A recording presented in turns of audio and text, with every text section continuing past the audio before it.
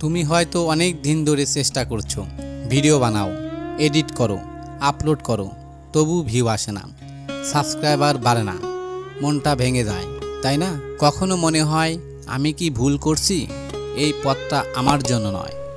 বন্ধু, তোমার সেই কষ্টটা আমি বুঝি, কারণ এটা শুধু তোমার না, প্রতিটা বড় ইউটিউবারদের ক্ষেত্রেই হয়েছে, যেমনটা আমারও হয়েছিল।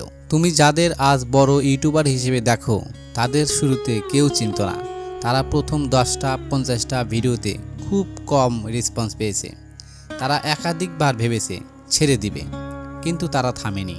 তারা জানতো সফলতার সময় চায়, আর সময় চায় ধৈর্য আর ধারাবাহিকতা।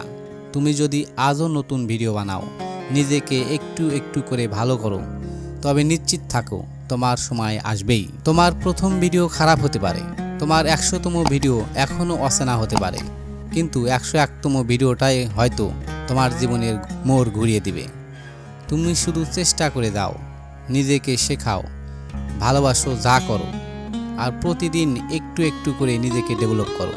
কারণ সফলতা হঠাৎ আসে না, ওটা তৈরি হয় তোমার কনসিস্টেন্সি দিয়ে, তোমার পেইন দিয়ে, তোমার না থেমে চলার ইচ্ছা দিয়ে। এই পথ কঠিন কিন্তু অসম্ভব না।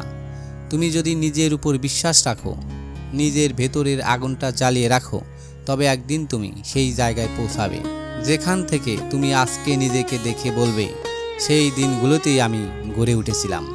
তুমি পারবে, তুমি এগিয়ে যাবে, কারণ ইউটিউব শুধু ভিডিওর জায়গা না, এটা স্বপ্ন পূরণের জায়গা, আর তুমি সেই স্বপ্নের যাত্রী।